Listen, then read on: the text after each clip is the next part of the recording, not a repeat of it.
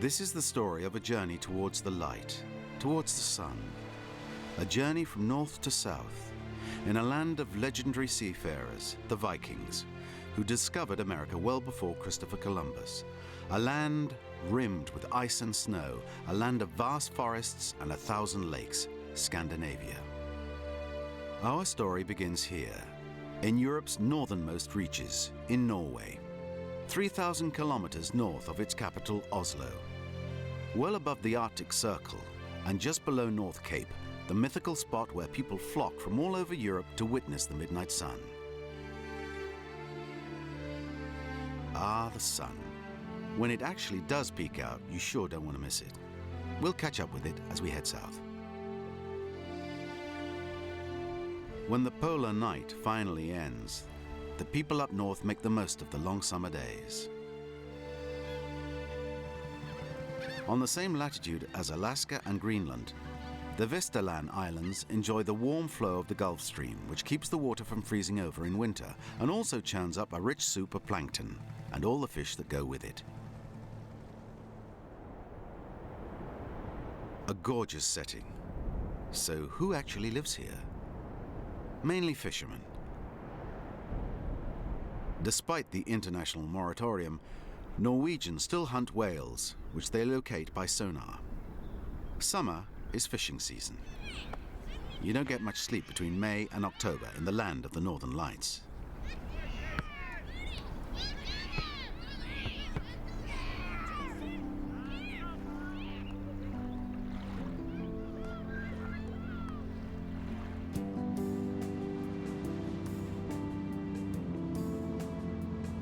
We head south. The Coastal Express sails daily, summer and winter alike. 34 calls between Kirkenes and Bergen. But it also provides service to Spitsberg and Greenland. Quite an itinerary.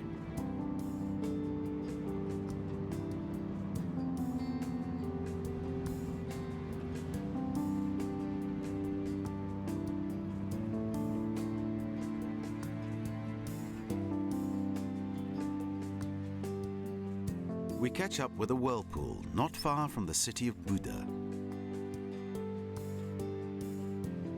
It's the strongest swirling eddy in the world. Every 6 hours, 400 million cubic meters of water are churned between two islands from one side of the fjord to the other. A 20-knot current and a sailor's nightmare, the maelstrom.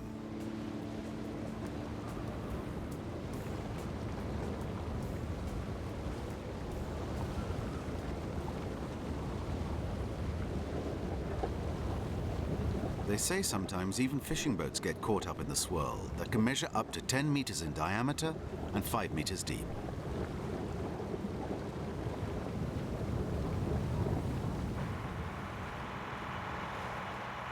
Fishing in Norway. Think long expeditions out at sea, in all sorts of weather, or just about. There's still plenty of fish here, not like the rest of Europe. They catch fresh cod, herring, haddock, and coalfish. A recent agreement has been reached between Norway and the EU, for example, to protect the blue whiting, which scientists say is endangered.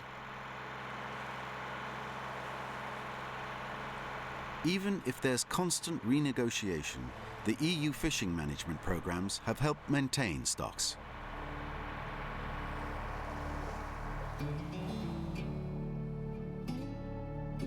On the other hand, quotas for salted cod have been low these past years. In response, the fishermen have teamed up and created co-ops. Less work, fewer worries. Life is pretty low-key, as a matter of fact. They've got the smallest population density in all of Europe. 4.5 million Norwegians for over 60,000 kilometers of coasts.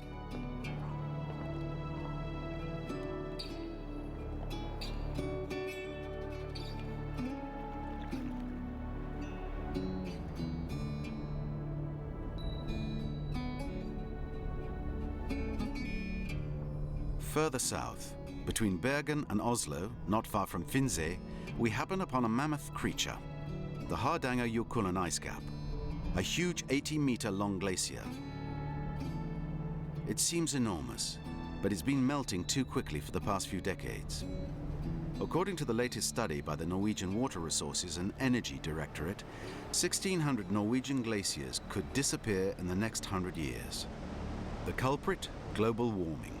Stay tuned for developments. Especially since 98% of the electricity produced in Norway is hydraulic.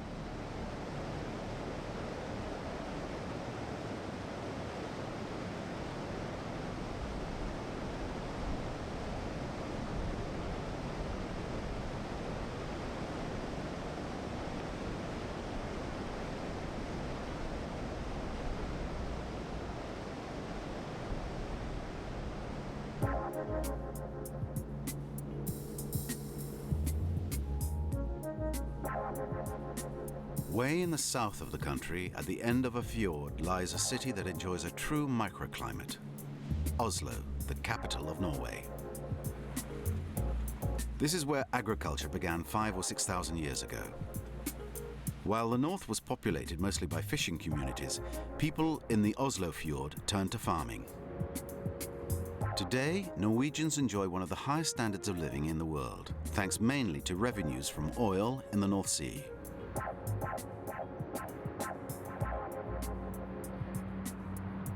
They say you should visit Oslo in the winter, when its ski slopes are lit up in the polar night. Only 5 hours of light per day, but just imagine when summer hits.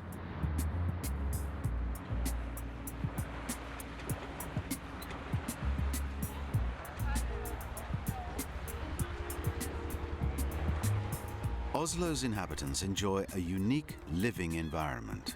Nature right at your fingertips. Just across from the modern city is the Big Doi Peninsula. Marinas, old rigs. People here in the north love these things. The prosperous Norwegians have developed a real savoir-vivre, almost on a par with the Danes.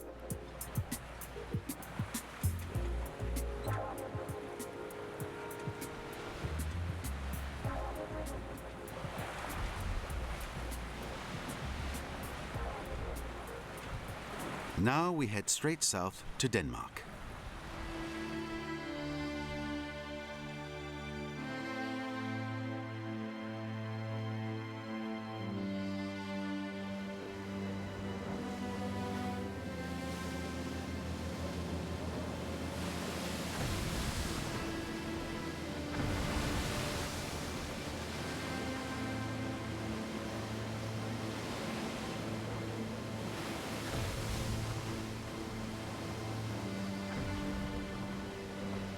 Here we are in Denmark.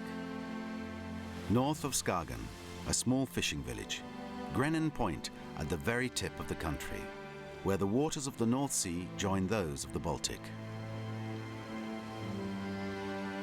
The light is magical, a real atmosphere, which numerous Danish painters have captured on canvas.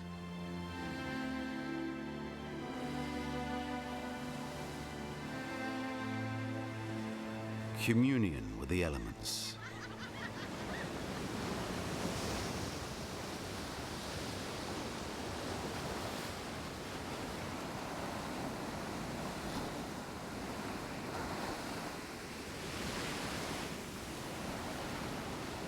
A little patch of unspoiled nature.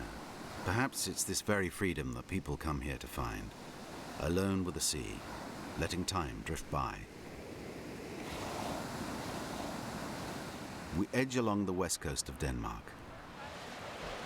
Krabjerg-Mila, Denmark's giant sand dune, altitude 40 meters.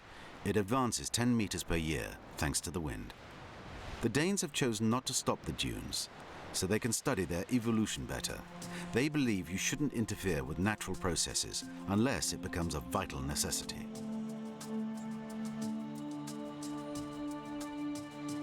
A 500-kilometer long beach. Deserted. Well, not quite. From one world to another. I suppose you can be open to the elements and orderly at the same time. Order Danish style, in the form of beach huts.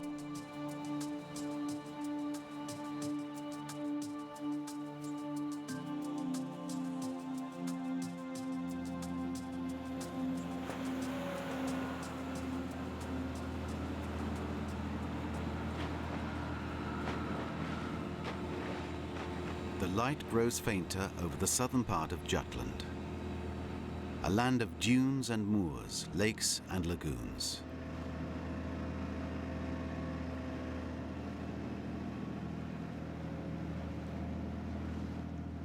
Waterfront villages, wooden architecture, it's charming. Life's good here, especially when the weather's fine. That's pretty obvious. A recent study has shown that Denmark is the country with the best standard of living, a quality of life that stems from the famous Danish social model. There's been much talk about this miracle where well-being rhymes with generous social protection and the fluidity of the labor market. Flex security. Flexibility and security, a real-life fairy tale. And then Denmark, the smallest Scandinavian country, has a population of only 5.5 million. The country's not on the euro and also protects its borders.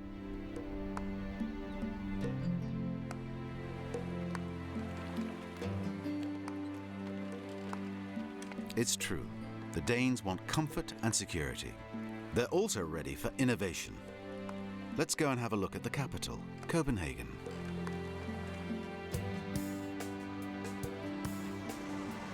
First, we have the famous circular development of Brøndby, in the southwest suburbs of the city. An interesting concept. Each homeowner enjoys the same size yard. Design schools, new forms of architecture. Denmark is innovative.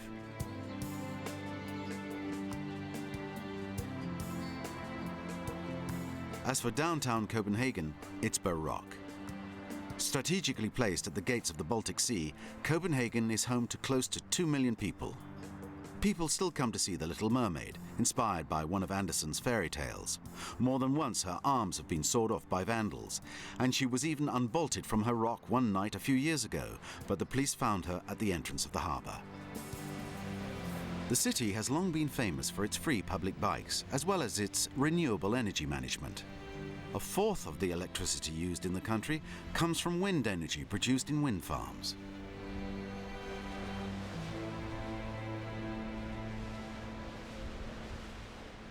Just across from Copenhagen lies Sweden.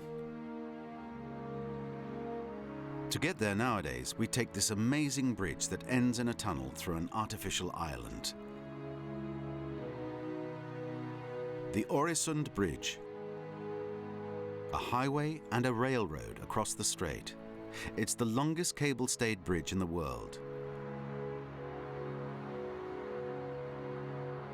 A bridge that makes Scandinavia feel a little more connected.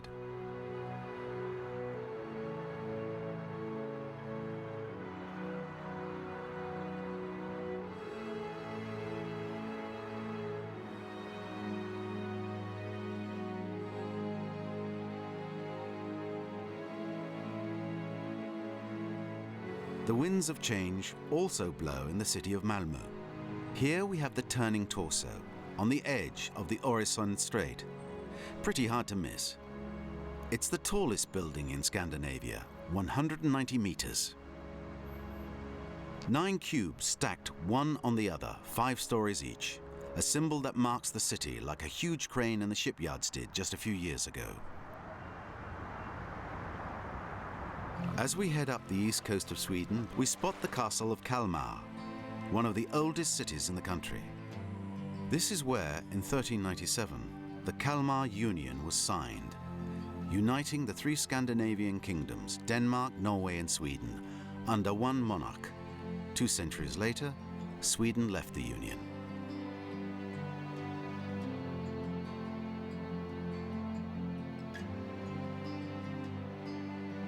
Further north, the forest, as far as the eye can see, covering 60% of the country.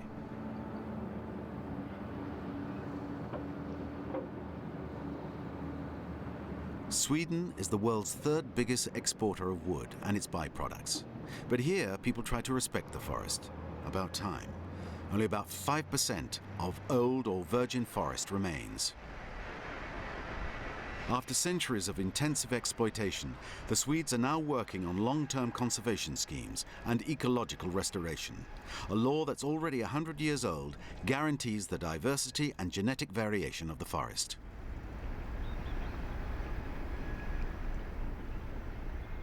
As we head up towards Stockholm, we take a little detour to the island of Gotland, Viking country. This is where they developed agriculture, in Frøyel.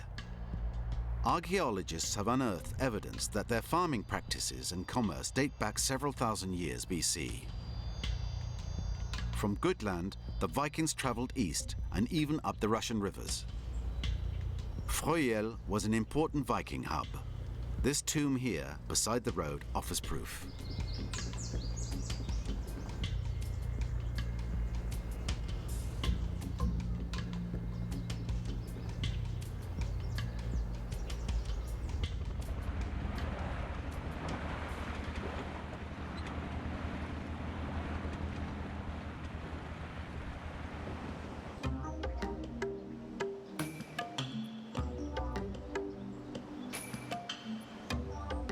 Private scene on a rocky islet. Where are we? In Stockholm, believe it or not, where it only takes a few minutes to escape the urban bustle and commune with nature, right in the middle of the city. Stockholm, Sweden's capital, is virtually perched on the water, right at the source of the Mälar River. Its historical centre is also the political heart of the kingdom, home of the Queen and King Charles XVI, on the throne since 1973. But the King's post is merely honorary. Parliament is elected by universal suffrage, and voter participation is record high. And over 40% of the representatives are women.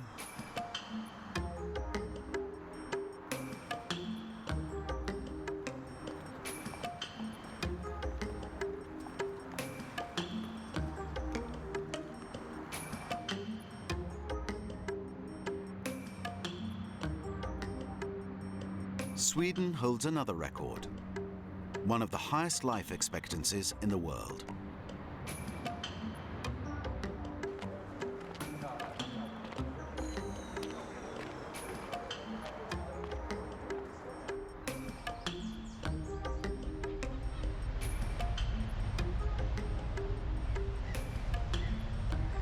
No doubt it's the art of living in an archipelago that makes the Swedes so happy. In constant communion with nature. The Swedes often opt out of bridges to get from island to island. They prefer the tranquility and charm of ferry boats.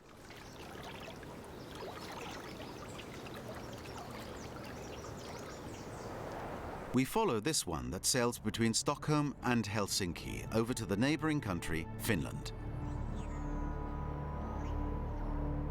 We head east towards the Åland archipelago.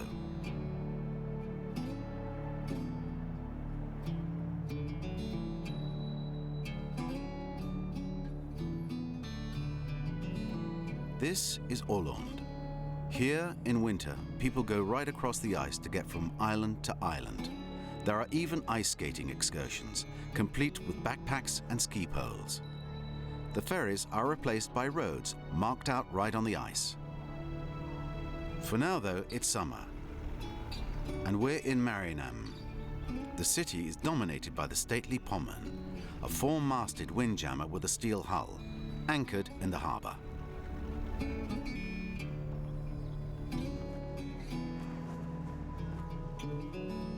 At the end of a fjord, we find these little wooden cabins, complete with jacuzzi in the middle of the forest. We're sorely tempted to stop off and enjoy the bubbles. Don't you wish you lived here?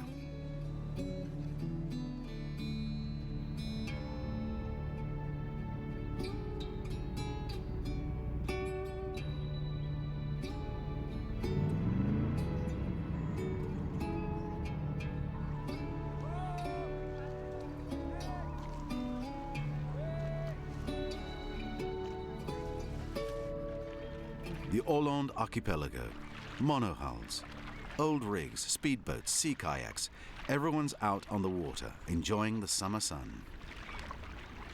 The fog has lifted this morning, though a few remaining patches still cling to some of the islands. There are thousands of islands and islets, in fact, scattered as far as the eye can see between Åland and the west coast of Finland. People fix up these little wooden cabins, complete with pontoon, on private islets.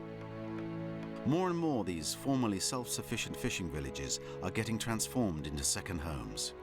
Here too, the living is easy.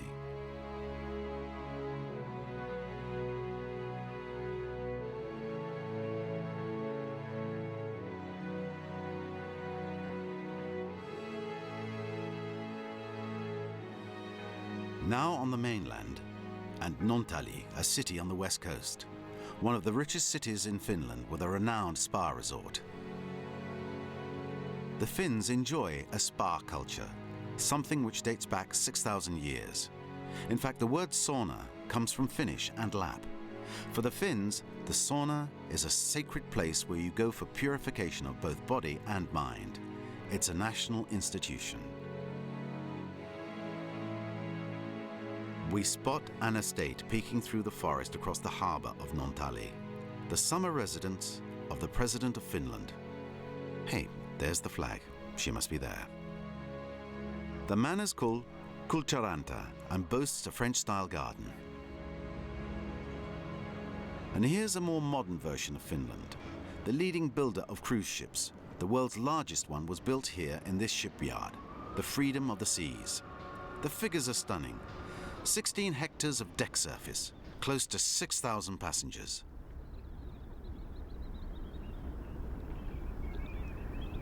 Cruise ships, ferries. We continue following in their wake, zigzagging through the Turku Islands.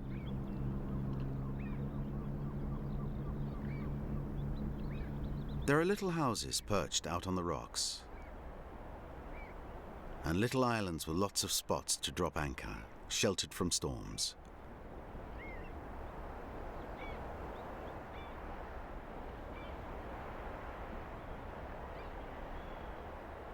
We also find luxury homes perched on these magical islets, out in the middle of nowhere.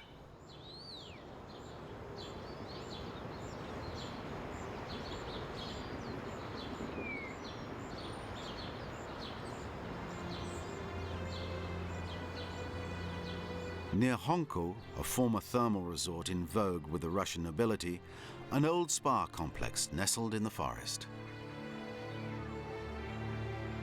Southern exposed beaches, a merry-go-round out in the water, a quaint charm. Russia isn't far away. It feels like a different day and age. The wind turbines off the southern coast bring us back to the present. In the blink of an eye, Finland has left its agrarian society behind and gone high-tech.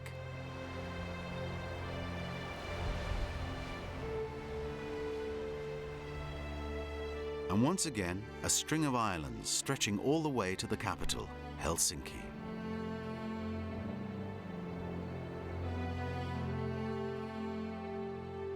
A few storm clouds cast dark shadows on the city and harbour. From time to time, the sun breaks through to drench the buildings in light. Helsinki, population 500,000, a city at the junction of the West and Russia, the era of the Tsars. Soon it'll be winter and the water will freeze over. No more ferry rides. Instead, there'll be icebreakers, opening up the sea routes to Sweden, Estonia, or nearby St. Petersburg. The Scandinavians will shift into their winter mode. Meanwhile, better enjoy the last few moments of sun before it disappears with the long dark weeks of the polar winter.